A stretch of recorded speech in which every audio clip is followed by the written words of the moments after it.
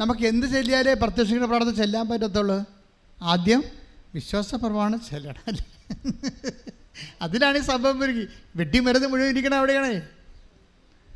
വെടിമരുന്ന് നമ്മൾ ഈ വിശ്വാസ പ്രമാണത്തിലിരിക്കുന്ന വെടിമരുന്നിനെ പ്രത്യക്ഷീകരണ പ്രാർത്ഥന കൊണ്ട് കത്തിക്കണം നമ്മൾ ചെയ്യണത്. പ്രത്യക്ഷീകരണ പ്രാർത്ഥന തീയാണ്. അമ്മയുടെ പ്രത്യക്ഷീകരണം സാധൂകരിക്കുക, നീതീകരിക്കുക എന്നുള്ളത് അമ്മയുടെ ചുമതലയാണ്. അമ്മ സമയ കടികാരം നെഞ്ചിൽ ചാർത്തിക്കൊണ്ട് 2004 പ്രത്യക്ഷപ്പെടുമ്പോൾ ദുരന്തമുണ്ടാകുമ്പോൾ പ്രാർത്ഥിക്കണമെന്ന് പറയുമ്പോൾ ഇന്ന് വരെ ദുരന്തമൊഴിഞ്ഞിട്ട് കേരളത്തിലെ ലോകത്തിലെ നേരമില്ല. നമ്മളും തന്നെയും ഓരോ വ്യക്തി ദുരന്തങ്ങൾ ഒന്നിന് പിറകെ ഒന്നായി നമ്മൾ അനുഭവിച്ചുകൊണ്ടിരിക്കുകയാണ്. ഇതിനെല്ലാം പറ്റിയ പ്രാർത്ഥനയാണ്, ഉടമ്പടി പ്രാർത്ഥനയായിട്ട് അമ്മ തന്നതാണ്. അപ്പോൾ അതിലുള്ളതാണ് പ്രത്യക്ഷീകരണ പ്രാർത്ഥന. പ്രത്യക്ഷീകരണ പ്രാർത്ഥന തീയാണ്, പക്ഷേ വിശ്വാസ പ്രമാണം വെടിമരുന്നാണ്. ഈ വിശ്വാസ പ്രമാണം നമ്മൾ ചൊല്ലിക്കൊണ്ടാണ് ഈ പ്രത്യക്ഷീകരണ പ്രാർത്ഥന തീ വെടിമരുന്ന് കൊടുക്കുമ്പോഴാണ് ഈ സംഭവം പൊട്ടണത്. അനുസമ്മതം രണ്ടും ചൊല്ലിക്കൊണ്ടാണ് ചെല്ലണത്. വിശ്വാസപ്രമാണം ചൊല്ലിക്കൊണ്ട് പച്ചത്തിരി പിടിച്ചുകൊണ്ട് ആണ് ഈ കിട്ടാത്ത വഴിയിലൂടെ സഞ്ചരിക്കുന്നത്. അതൊരു വിശ്വാസത്തിൻ്റെ ഒരു യാത്രയാണ്. അധികം സഞ്ചരിക്കേണ്ടി വന്നില്ല. 41 ദിവസം സഞ്ചരിച്ചപ്പോൾ ഈ വഴി അവളുടെ പേരിൽ എഴുതി കിട്ടും. ശ്രദ്ധിക്കട്ടെ. ഹല്ലേലൂയ.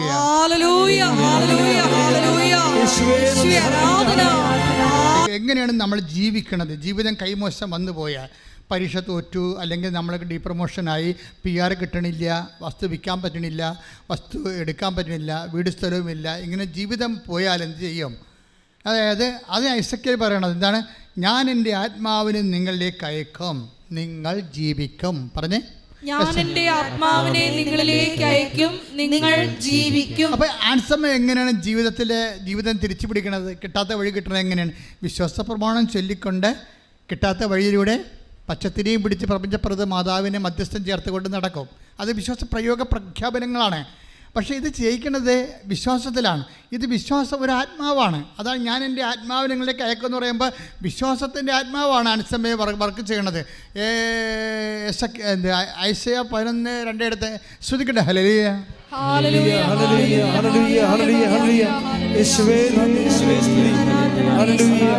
ഐസയ 11:2 കർത്താവിന്റെ ആത്മാവ് അവന്റെ മേൽ ആവസിക്കും. വായിച്ചോളൂ. ജ്ഞാനത്തിന്റെയും വിവേകത്തിന്റെയും ആത്മാവ്, ഉപദേശത്തിന്റെയും ശക്തിയുടെയും ആത്മാവ്, അറിവിന്റെയും ദൈവഭക്തിയുടെയും ആത്മാവ്. അപ്പോഴേ കർത്താവിൻ്റെ ഇതെല്ലാം കൂടുന്നതാണല്ലോ വിശ്വാസം. അതായത് കർത്താവിൻ്റെ ആത്മാവെന്ന് പറയുമ്പോൾ അതിൻ്റെ അകത്തുണ്ട് ജ്ഞാനമുണ്ട്, അറിവുണ്ട്, വിശ്വാസമുണ്ട്, അങ്ങനെ എല്ലാമാണ്. ഇപ്പോൾ നമുക്ക് ഈ വിഷയത്തിൽ, നിങ്ങൾക്കൊരു വിഷയത്തിൽ, ഇപ്പോൾ സത്യദാസ് പഞ്ചായത്തിലേക്ക് പോവുകയാണ്. എന്താ കാര്യം? കർത്താവിൻ്റെ കൂടെയുണ്ട്. ഇനി കർത്താവായിരിക്കും എനിക്ക് വേണ്ടി വാദിക്കണമെന്ന് പറയുമ്പോൾ അത് വിശ്വാസമാണ്, അതൊരു ജ്ഞാനമാണ്, അതറിവാണ്, കർത്താവിൻ്റെ ആത്മാവാണ്. കൈയിടിച്ച് കർത്താവ്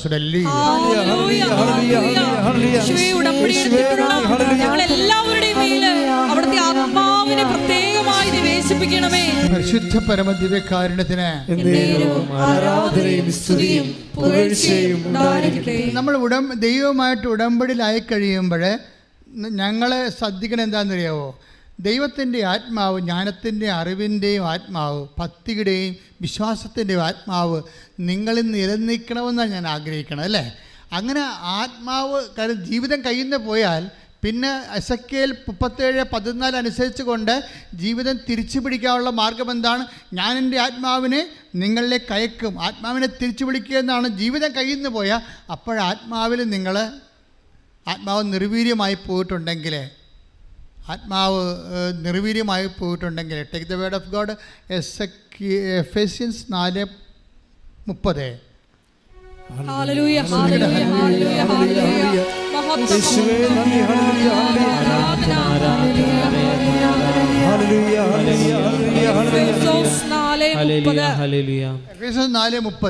രക്ഷയുടെ ദിനത്തിനു വേണ്ടി നിങ്ങളെ മുദ്രിതരാക്കിയ ദൈവത്തിന്റെ പരിശുദ്ധാത്മാവിനെ വേദനിപ്പിക്കരുത്.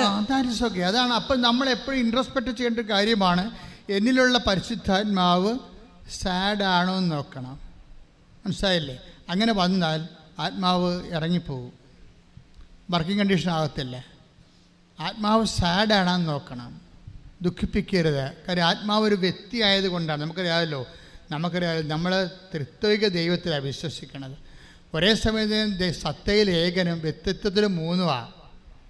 സത്തയിൽ ഏകനാണ്, വ്യക്തിത്വത്തിൽ മൂന്നാണ്. നമുക്കൊരു ഐസ് കട്ട പോലെ നമ്മൾ മനസ്സിലാക്കാതെ ഐസ് കട്ടയായിട്ടിരിക്കും അല്ലേ? ഐസ് കട്ടയായിട്ടിരിക്കും, വെള്ളം ഇറ്റിറ്റ് വീഴുന്നുണ്ടാകും, അപ്പോൾ ദ്രാവകമായി അതിൽ നിന്ന് വാതകം മേലോട്ട് പോകണ്ടാകും ഇല്ലേ? അപ്പോൾ എല്ലാ സ്ഥലത്തിലും ഒരു 3 വ്യക്തിത്വം ഇവിടെ കാണുന്നുണ്ട്. അതേസമയം സത്തരി സംഭവം H2O ആണ്.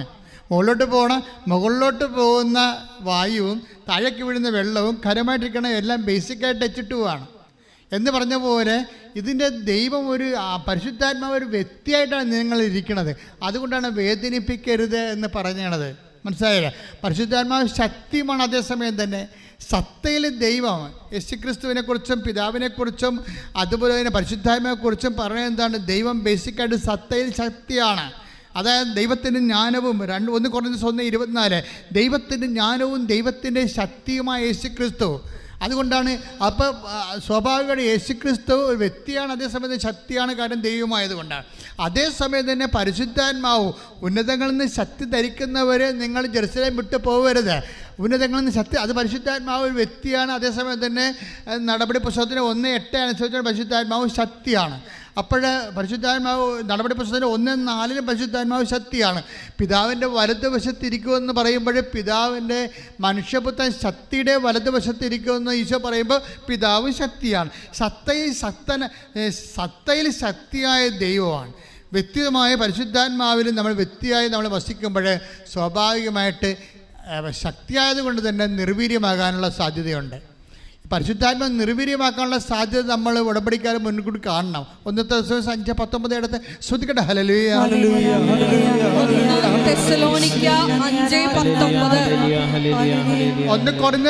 Thessalonians 5:19 ആത്മാവിനെ നിങ്ങൾ നിർവീര്യമാക്കരുത്. കാഴ്ച പോയിന്റ് എന്താ പറഞ്ഞത്? നിങ്ങൾ പറഞ്ഞേ, ആത്മാവിനെ നിങ്ങൾ നിർവീര്യമാക്കരുത്. അപ്പൊ നിർവീര്യമാക്കുന്ന വെച്ച് കഴിഞ്ഞാൽ ശക്തിയായത് കൊണ്ടാണ് നിർവീര്യമാക്കരുതെന്ന് പറയണത് 1 Thessalonians 5:19. പക്ഷേ വ്യക്തിയായത് കൊണ്ടാണ് വേദനിപ്പിക്കരുതെന്ന് പറയണത് Ephesians 4:30. അതുകൊണ്ട് ശക്തിയും വ്യക്തിയുമായ പരിശുദ്ധാത്മാവും നിങ്ങളിൽ വസിക്കുന്നതാണ്. അതേതാണ്? എസെക്കിയേലിൻ്റെ 37:14 നിങ്ങളുടെ ജീവിതം കൈമോശം വന്നു പോയാൽ ശക്തിയും അതുപോലെ തന്നെ വ്യക്തിയുമായ പരിശുദ്ധാത്മാവിനെ നിങ്ങളിലേക്ക് ഞാൻ നിക്ഷേപിക്കുമെന്ന്. കൈയിട്ടിച്ച് കർത്താവിനെ ശ്രദ്ധിക്കട്ടെ.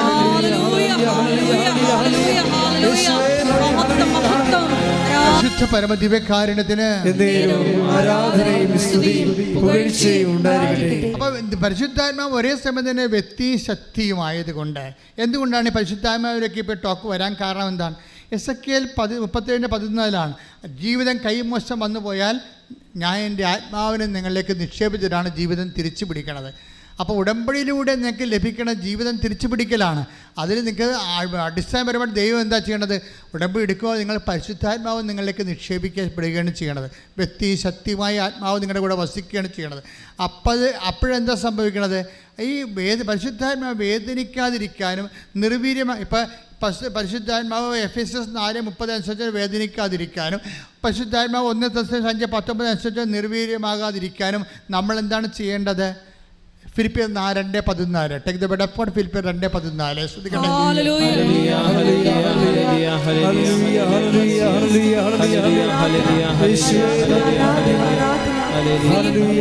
ഫിലിപ്പിയർ 2:14 എല്ലാ കാര്യങ്ങളും മുറുമുറുപ്പും തർക്കവും കൂടാതെ ചെയ്യുവിൻ. അങ്ങനെ നിങ്ങൾ നിർദോഷരും നിഷ്കളങ്കരുമായി തീർന്ന് വഴിപിഴച്ചതും വക്രതയുള്ളതുമായ തലമുറയുടെ ഇടയിൽ കുറ്റമറ്റ ദൈവമക്കളാവട്ടെ. പരിശുദ്ധാത്മാവ് നമ്മളെ വ്യക്തിയായും ശക്തിയായും പുലരാൻ വേണ്ടി നമ്മൾ ബേസിക്കായിട്ട് ചെയ്യേണ്ടത് എന്താണ്? കുറ്റമറ്റ ദൈവമക്കളായിട്ട് കാര്യമില്ല. പിന്നെന്താണ്? കുറ്റമറ്റ ദൈവമക്കളായാൽ മാത്രമേ ആത്മാവിന് പ്രവർത്തിക്കാൻ പറ്റൂ. ആത്മാവിന് നിങ്ങളെ നയിക്കണ്ടേ?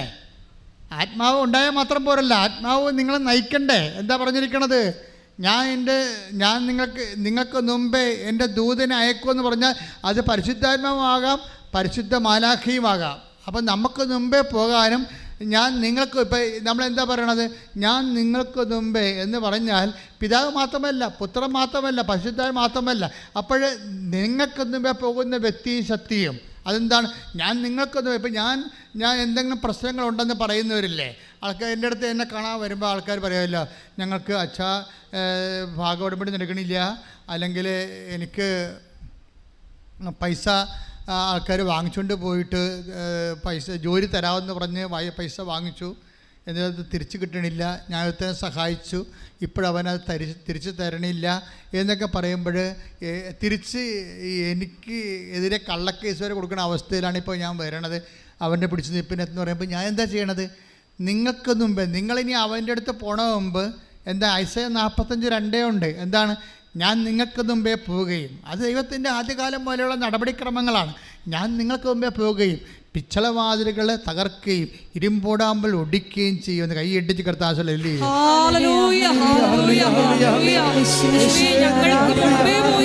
ഞങ്ങളുടെ ശത്രുക്കളെ തുരത്തി ഓടിക്കുന്ന അവിടുത്തെ സാന്നിധ്യത്തിന് നന്ദി പറയുന്നു. ഈ വചനമൊക്കെ ഇടയ്ക്കിടയ്ക്ക് വായിച്ചുകൊണ്ട് വേണം ഇങ്ങനെയുള്ള ആളുടെ പോകാൻ.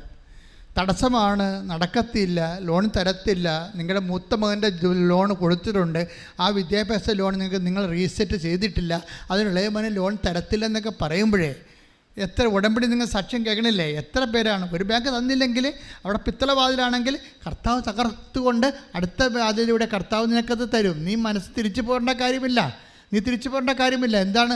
നമുക്ക് തന്നിരിക്കുന്ന വാഗ്ദാനമാണ്, ഞാൻ നിനക്ക് മുമ്പേ പോകും, പിത്തളവാതിൽ തകർക്കും, ഇരുമ്പോടാമ്പൽ ഒടിക്കും, മലകൾ നിരപ്പാക്കും. കൈയടിച്ച് കർത്താവല്ലേ.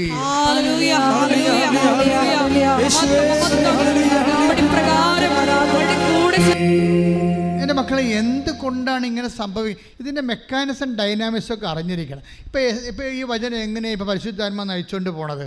അതായത് ഒന്ന് എസെക്കിയേൽ ഇവിടുന്ന് കിട്ടിയത്. ഇപ്പം ഞാൻ ഇവിടെ വന്നപ്പോൾ ഈശോ ഇതൊക്കെ പറയണത് നേരത്തെ പറഞ്ഞല്ലല്ലോ. എസെക്കിയേൽ 37:14 എന്താ പറയണത്? നിങ്ങളുടെ ലൈഫ് നഷ്ടപ്പെട്ടാൽ ഞാൻ റീസ്റ്റേറ്റ് ചെയ്യും. എങ്ങനെയാണ്? ഞാൻ എൻ്റെ ആത്മാവ് നിങ്ങളുടെ കയക്കുമെന്ന് പറയാം അല്ലേ. അപ്പോൾ ആത്മാവ് വന്നാലും ഒരു പ്രശ്നമുണ്ട്. എന്താ കാര്യം? ആത്മാവിനാൽ നമ്മൾ നയിക്കപ്പെടണ്ടേ. ആത്മാവിനാൽ നയിക്കപ്പെടുമ്പോഴാണ് എന്താ. ഇപ്പോൾ ഉദാഹരണത്തിന് റോമർ 8:14 എടുത്ത് ശ്രദ്ധിക്കട്ടെ. ഹല്ലേലൂയ ഹല്ലേലൂയ ഹല്ലേലൂയ ഹല്ലേലൂയ ഹല്ലേലൂയ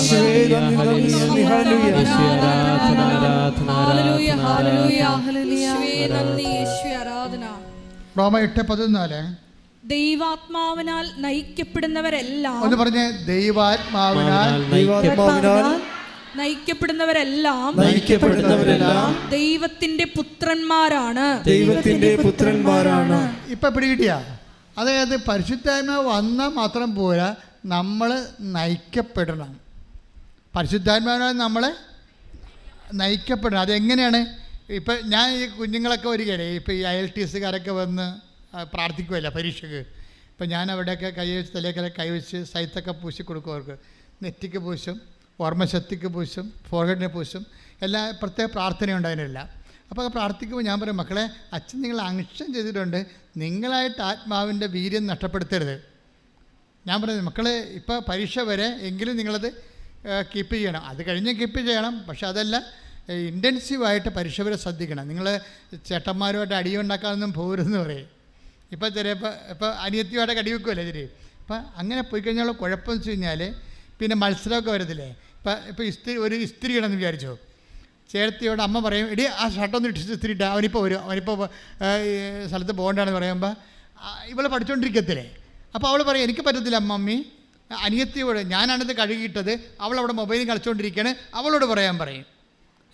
അപ്പോൾ അവൾ പറയും, ഞാൻ വേറെ ജോലി ചെയ്തിട്ടുണ്ട്, അതുകൊണ്ട് ചേച്ചിയോട് പറയാൻ പറയും. ഇവർ തമ്മിൽ മത്സരമാകും.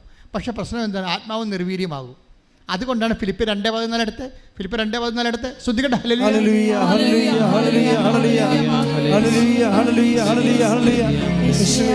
ഫിലിപ്പി 2:14 എല്ലാ കാര്യങ്ങളും മുറുമുറുപ്പും തർക്കവും കൂടാതെ ചെയ്യുവിൻ. അടുത്തത്. അങ്ങനെ നിങ്ങൾ നിർദോഷരും നിഷ്കളങ്കരുമായി തീർന്ന് വഴിപിഴച്ചതും വക്രതയുള്ളതുമായ തലമുറയുടെ ഇടയിൽ കുറ്റമറ്റ ദൈവമക്കളാവട്ടെ. ദൈവമക്കളായ മാത്രം പോരാ, പിന്നെ എന്താണ്? കുറ്റമറ്റ ദൈവമക്കളാകണം. ദൈവമക്കളാകും എല്ലാവരും ജ്ഞാനസ്ഥാനപ്പെട്ട് കഴിഞ്ഞാൽ ദൈവമക്കളാകുമല്ലോ, ഇല്ലേ? ഇപ്പം ജ്ഞാനസ്ഥാനത്തിൻ്റെ കുദാശേൻ്റെ അർത്ഥം എന്താണ്? ഉത്ഭവദോഷവും നീക്കി, കർമ്മദോഷമുണ്ട് അതും നീക്കി നമ്മളെ ക്രൈസ്തവരും ദൈവത്തിൻ്റെ മക്കളുമാക്കി തീർക്കുന്ന കുദാശയാകുന്നു, അല്ലേ? അപ്പോൾ ദൈവത്തിൻ്റെ മക്കളാകും ജ്ഞാനസ്ഥാനപ്പെട്ട, പക്ഷെ കുറ്റമറ്റ ദൈവമക്കളാകണം. ഇവിടെയാണ് പ്രശ്നം. ജ്ഞാനസ്ഥാനം ചില സമയത്ത് ജീവിതത്തിൻ്റെ ചില വിഷയങ്ങൾ താങ്ങാത്തതിൻ്റെ കാരണം ജ്ഞാനസ്ഥാനപ്പെട്ടവരെ കുറ്റമത്തോടെയാണ് ജീവിക്കണമെന്നുണ്ടെങ്കിൽ പരിശുദ്ധാത്മാവിൻ്റെ ആനുകൂല്യം നമുക്ക് കിട്ടാതെ വരും. നമുക്ക് സബ്സിഡിയൊക്കെ അനുവദിച്ചിട്ടുണ്ട്, ഗ്രാൻഡ് ഉണ്ട്, സബ്സിഡിയും ഉണ്ട്. അപ്പോഴേ ഗ്രാൻഡ് സബ്സിഡി ചെയ്യുമ്പോൾ ചില ആൾക്കാർ ചെന്നുവെച്ചും സാറേ സബ്സിഡി കിട്ടിയില്ലല്ലോ എന്ന് പറയും. അപ്പോൾ അവർ തന്ന കാശ് എങ്ങനെ മുടക്കിയെന്ന് ചോദിക്കും. അവർ തന്ന കാശ് കൊണ്ട് പുട്ടടിച്ച് കാണും, അപ്പോൾ പിന്നെ സബ്സിഡി ഇല്ല. അതാണ് പ്രശ്നം വരുന്നത്. അതാണ് ഇതിനകത്ത് വരുന്ന വിഷയം. അതായത് ജ്ഞാനസ്ഥാനം തന്നെ നമ്മൾ പെടുമ്പോൾ ഓർക്കേണ്ട കാര്യം വെച്ച് കഴിഞ്ഞാൽ അത് തന്നെ പരിശുദ്ധാത്മാവിനെ ജീവിതകാലം മുഴുവൻ ദുഃഖിപ്പിക്കാതെ ആത്മാവിൽ ജീവിക്കാൻ വേണ്ടിയാണ്. എന്താണ്? ജീവിതം കൈവിട്ടു പോയാൽ എന്താ ഇവിടെ പറഞ്ഞിരിക്കുന്നത്? വക്രതയാർന്നതും ദുഷ്ടമായുള്ള സമൂഹത്തിൽ ജീവിക്കുമ്പോൾ നീ അവിടെ നിഷ്കളങ്കമായൊരു മനസ്സ് സൂക്ഷിച്ചുകൊണ്ട് ആത്മാവിനെ ബലപ്പെടുത്താൻ പറഞ്ഞിരിക്കുകയാണ്. ആത്മാവിനെ ബലപ്പെടുത്തിയാൽ എന്താ ഗുണമെന്നറിയാവോ? എന്താ ഗുണം? പിന്നെ നമ്മളായിരിക്കില്ല. ഈശോ പറഞ്ഞിട്ടില്ലേ, ഞാൻ കുഞ്ഞുങ്ങളോട് പറയുമേ, മക്കളെ ഇമ്മീഡിയറ്റ് മെമ്മറി എന്നും പറഞ്ഞ സംഭവമുണ്ട്. ഇമ്മീഡിയറ്റ് മെമ്മറി നിങ്ങൾക്കുള്ളത് ലോക്കൽ മെമ്മറിയാണ്. നിങ്ങൾ പച്ച മഷി കൊണ്ട് വരച്ചും ചുവപ്പ് മഷി കൊണ്ട് വരച്ചും നക്ഷത്ര ചിഹ്നമൊക്കെ കിട്ടും പാഠപുസ്തകത്തിൽ ലോക്കൽ മെമ്മറി ഉണ്ടാക്കി. That is created memory. നമുക്ക് സയൻസ് സ്റ്റുഡൻസിന് ആവശ്യമുള്ളത്, ലാംഗ്വേജ് സ്റ്റുഡൻസിന് ആവശ്യമുള്ള അറ്റ് എ ടൈം മെമ്മറിയാണ്, ഇമ്മീഡിയറ്റ് മെമ്മറിയാണ്. ഇമ്മീഡിയറ്റ് മെമ്മറി എന്ന് പറഞ്ഞാൽ എന്താണ്? അത് ആ സമയത്ത് കിട്ടണം. നിങ്ങൾ പറയത്തില്ല പരീക്ഷയുടെ സമയത്ത് ആ മെമ്മറി പോയി. എങ്ങനെ മെമ്മറി പോണത്? അത് നിങ്ങൾ എന്തെങ്കിലും ഇമോഷണൽ കോഷിങ് ഉണ്ടാകുമ്പോൾ അത് പോകും. അല്ലെങ്കിൽ നിങ്ങൾ പോണ വണ്ടി വേറെ ഓട്ടോറിക്ഷ വെച്ചിട്ട് ഓട്ടോറിക്ഷക്കാരന്മാരെല്ലാം തന്തയ്ക്ക് വിളിക്കുമ്പോഴത്തേനും നിങ്ങൾ പഠിച്ചതെല്ലാം മറന്നു പോകും. ഇത് പ്രശ്നം അതാണ്. ഒരു കാഷ്വാലിറ്റി, ഞാൻ കാഷ്വാലിറ്റി വരെ ബ്ലോക്ക് ചെയ്താണ് നിങ്ങളെ പ്രാർത്ഥിച്ച് വിടുന്നത്. ഇൻ കേസ് നിങ്ങളുടെ ഇമ്മീഡിയറ്റ് മെമ്മറി നഷ്ടപ്പെട്ടു പോകാതിരിക്കാൻ വേണ്ടി അത് ബ്ലോക്ക് ചെയ്ത് പ്രൊട്ടക്റ്റ് ചെയ്താണ് പ്രേയർ ചെയ്യണത്. അതെല്ലാവർക്കും അങ്ങനെ ചെയ്യണത്. അപ്പോൾ ഇപ്പോൾ എന്താ സംഭവിച്ചു കഴിഞ്ഞാൽ ആ 12 വർക്കൗട്ട് ചെയ്തേ. ലൂക്കായുടെ സുവിശേഷം 12 ശ്രദ്ധിക്കട്ടെ. ഹല്ലേലൂയ ഹല്ലേലൂയ ഹല്ലേലൂയ ഹല്ലേലൂയ ഹല്ലേലൂയ ഹല്ലേലൂയ ഹല്ലേലൂയ യേശുവേ നന്ദി. ഹല്ലേലൂയ ഹല്ലേലൂയ ഹല്ലേലൂയ. ലൂക്ക 12:12 എന്താണ് പറയേണ്ടതെന്ന് ആ സമയത്ത് പരിശുദ്ധാത്മാവ് നിങ്ങളെ പഠിപ്പിക്കും. അതാണ് ആ സമയം, at a time, on time, ലൈവായിട്ട്. അത് നമ്മൾ, അതായത് ചില സമയത്ത് കോടതിയിലായാലും പോലീസ് സ്റ്റേഷനിലായാലും അതുപോലെ തന്നെ വേറെ എവിടെയായാലും ഈ അറ്റ് എ ടൈം മെമ്മറി എന്ന് പറയുന്നത് വിവേകവുമായി ബന്ധപ്പെട്ട സംഭവമാണ്. വിവേകം, വിജ്ഞാനം, ജ്ഞാനപരവുമായിട്ട് ബന്ധപ്പെട്ടതാണ്. ജ്ഞാനപരത്തിൽ നിന്നാണ് അറ്റ് എ ടൈം മെമ്മറി കിട്ടുന്നത്. ഇപ്പം മദർ തെരേസയുടെ തെണ്ടി നടക്കുകയായിരുന്നു ഒരേ സ്ഥലത്ത്, അല്ലെ? മക്കൾ കുറേയധികം ഭയങ്കര ഡിസേബിളായിട്ടുള്ള ആൾക്കാരുള്ള കാരണം മദർ അവർക്ക് വേണ്ടി ഭക്ഷണത്തിന് വേണ്ടി കൽക്കട്ടയുടെ തെരുവിൽ ആദ്യ കാര്യങ്ങളൊക്കെ ഒരേ സമയത്ത് ഒരേ കടയിൽ പോയി തെണ്ടുമായിരുന്നു പാത്രം കാണിച്ച്. അപ്പോൾ ഉടനെ അവർ ചിലർ തുപ്പിയൊക്കെ ഇട്ടിട്ടുണ്ട്. നമ്മൾ ചരിത്രം വായിച്ചിട്ടുണ്ട്. അപ്പോൾ മദർ എന്താ പറയണത്? That's okay, this is for me. ഇനി എനിക്ക് എൻ്റെ മക്കൾക്കുള്ളത് തരാൻ പറയും. ഇത് എനിക്കുള്ളതാണ്, ഇനി എൻ്റെ മക്കൾക്കുള്ളത്. അത് അറ്റ് എ ടൈം മെമ്മറി എന്ന് പറയുന്നത് ജ്ഞാനപരവാ. അയാളുടെ ഹൃദയം അലിഞ്ഞുപോയി. ആ സമയത്ത് നിങ്ങൾ അതാണ് ലൂക്ക 12:12.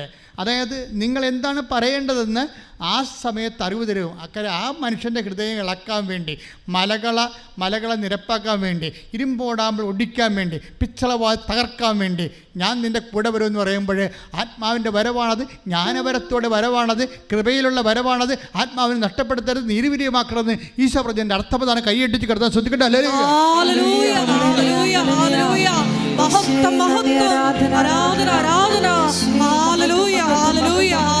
പ്രിക്കോഷൻ കൊണ്ടാണ് കേട്ടോ. കാര്യം ഉടമ്പടി ഇപ്പോൾ നമ്മൾ ആദ്യം പറഞ്ഞ എസെക്കിയേൽ 37 14 അനുസരിച്ച് കൊണ്ട് നമ്മുടെ ലൈഫ് കയ്യിൽ നിന്ന് വിട്ടുപോയാൽ അതിനെ റീസ്റ്റേറ്റ് ചെയ്യണത് എല്ലാം എന്താ ചെയ്യണത്? റീസെറ്റിൽ ചെയ്യണത് എല്ലാം എന്താണ്? പരിശുദ്ധാത്മാവാണ്. ഞാൻ നിന്നെ എൻ്റെ ആത്മാവ് നിങ്ങളെ കയക്കും. I will resettle you in your own soil. അതാണ് അവസാനം പറഞ്ഞിരിക്കുന്നത്.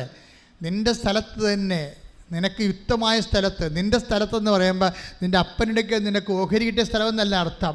നിൻ്റെ ജീവിതം പുലരാൻ ദൈവ പൈതലേ, നിനക്ക് അനുയോജ്യമായ സ്ഥലത്ത് നിന്നെ കർത്താവ് പുനഃസ്ഥാപിക്കും. കൈയടിച്ച് കർത്താവ്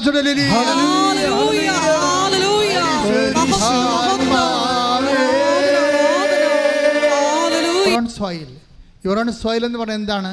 നിനക്ക് നിൻ്റെ ജീവിതം പുലരാൻ അനുയോജ്യമായ ഇടമാണ്. അതാണ് യുവർ ഓൺ സോയിൽ. നിനക്ക് നിൻ്റെ ജീവിതം പുലരാൻ ഭയങ്കര ആഴമായ അർത്ഥമാണ്. ചിലപ്പോൾ കാനഡയിലായിരിക്കും, ചിലപ്പോൾ ഇംഗ്ലണ്ടിലായിരിക്കും, ചിലപ്പോൾ വേറെ രാജ്യങ്ങളിലായിരിക്കും, ചിലപ്പോൾ നമ്മുടെ രാജ്യത്ത് തന്നെയായിരിക്കും. ഇൻ യുവർ ഓൺ സോയിൽ ദൈവം നിനക്ക് കൽപ്പിച്ച് നൽകിയിരിക്കുന്ന ഇടത്ത് നിന്നെ എത്തിക്കും. എപ്പോഴാണ്?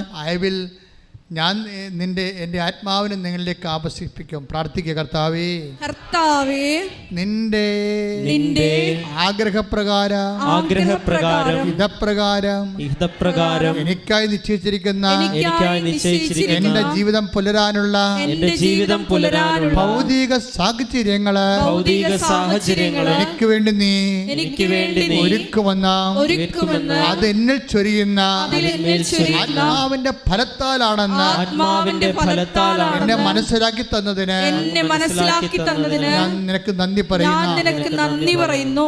ഇതുകൊണ്ട് തന്നെയാണ് ഈ ആത്മാവിൻ്റെ ഒരു പ്രവർത്തനത്തിന് വിഖ്യാതമായി വരുന്ന നിലപാടുകൾ, പെരുമാറ്റ രീതികൾ നമ്മൾ ഒഴിവാക്കണമെന്ന് പറയുന്നത്. Ephesians 4:29 Take the word of God. സ്തുതിക്കട്ടെ. ഹല്ലേലൂയ, ഹല്ലേലൂയ, ഹല്ലേലൂയ, ഹല്ലേലൂയ, ഹല്ലേലൂയ. യേശുവേ നന്ദി, നന്ദി, നന്ദി. ഹല്ലേലൂയ, ഹല്ലേലൂയ.